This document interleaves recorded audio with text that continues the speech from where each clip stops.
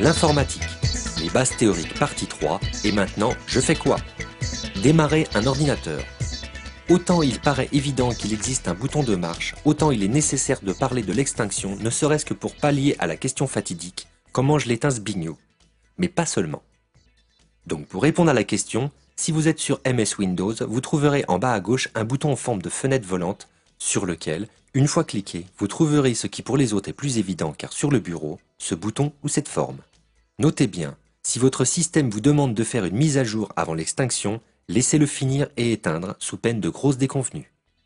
Démarrer un ordinateur. Sans entrer dans les détails, dès l'allumage de l'ordinateur, l'envoi d'une impulsion électrique meut l'ensemble de notre système.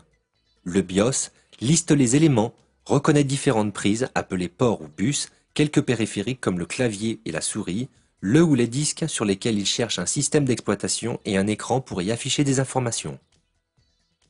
L'OS, le système d'exploitation. La dernière action effectuée par le BIOS est de rechercher et lancer un système d'exploitation. Sur Wikipédia, on parle de programme central d'un appareil informatique, ce qui reste très vague. En simplifié, j'expliquerai en énumérant ses composants. Le noyau, qui traduit les informations de et vers le processeur, les drivers ou pilotes, qui complètent le noyau en permettant la reconnaissance des périphériques, le système graphique, qui traduit les informations entre le noyau et l'utilisateur. Une fois l'OS chargé, une procédure automatique lance des services et programmes, résidents ou non, qui ne sont là que pour nous simplifier la vie et remplir notre RAM. Connexion automatique au réseau et aux périphériques, pare-feu et sécurité en général, messagerie, accélérateur qui ralentissent le système. Quand le disque arrête de crépiter, on se retrouve devant un bureau plus ou moins occupé qui attend des ordres. Face à notre bureau, bien qu'informel, nous revoilà face à deux objets. Les docks, les fenêtres, les icônes, le pointeur, les barres de menu et le bureau d'une façon générale. Le bureau. Au lancement normal, une fois la procédure de sécurité passée, on se retrouve devant le bureau. Le bureau est un répertoire comme les autres, mais défini par le système par un raccourci spécial. Il existe d'autres répertoires, un peu comme celui-ci. Les documents, les images, les musiques, les vidéos permettent une organisation simplifiée de ces fichiers. Sur le bureau, on a un accès rapide à ces dossiers ainsi qu'à tout le reste du système. Chaque système graphique a sa disposition et ses ensembles de thèmes graphiques qui sont personnalisables. Malgré cela, un ensemble d'objets est immuable. Le pointeur. Oui, la petite flèche. Vous remarquerez vite qu'elle n'est pas toujours une petite flèche, ou encore peut-être ne vous en êtes-vous jamais rendu compte, tellement cet accessoire est inclus dans le système. Tantôt une flèche, un doigt, un curseur, elle indique une partie des propriétés de ce qui se trouve sous elle avant même de cliquer. La partie sur la souris détaillera plus les possibilités du pointeur. Les docks. Tout ce qui vous sert le plus doit être facilement accessible. L'intérêt des docks fut en premier lieu l'accès rapide aux programmes fréquemment utilisés et aux dossiers importants. Beaucoup d'icônes sont indicatives et vous renseignent sur votre courrier, votre connexion internet ou avec les imprimantes, le clavier, le son, la date, l'heure ou le temps qu'il fait.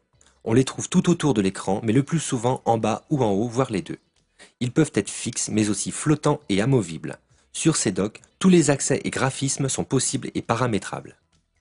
Les fenêtres. Toute fenêtre est un programme et c'est non commutatif. Tout autour de cette fenêtre, on trouve des poignées qui apparaissent quand on approche le curseur d'un bord. Les boutons se trouvent sur un des coins, souvent supérieur, et permettent des actions courantes. Réduire, pleine page, fermer. Un raccourci clavier pratique pour passer d'une fenêtre à l'autre est le Alt plus Tab. Les fenêtres sont associées à un ensemble de barres, la barre de menu et la barre d'icônes. La barre de menu. Fichier, édition, aide. Presque tous les programmes graphiques arborent cette ligne qui reprend toutes les fonctions du programme suivies de leur raccourci clavier. Dans Fichier, on retrouve Ouvrir, Enregistrer, Enregistrer sous et Fermer. Édition possède de base le trio Copier-Couper-Coller ainsi qu'une fonction très pratique Annuler. Le dernier menu est le plus souvent Aide ou À propos ou point d'interrogation. En liste ou en accès direct, on y trouve l'aide et quelquefois les mises à jour ou d'autres fonctions administratives. Le raccourci de l'aide est la touche F1. Les icônes. On les retrouve partout. L'icône est la représentation graphique d'un objet, d'un lien, d'une fonction ou d'un périphérique. Tellement symbolique, on ne peut définir l'icône que par ce qu'elle représente. La configuration de l'ordinateur.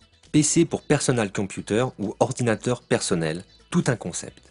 Une dernière chose est commune au système, la configuration de l'ordinateur. Que ce soit le panneau de configuration, le raccourci système ou qu'il se nomme autrement, c'est ici qu'il faut aller pour configurer son ordinateur. Vous y trouverez le réseau, le son, le clavier, la souris, les couleurs, voire les thèmes et beaucoup d'autres choses encore.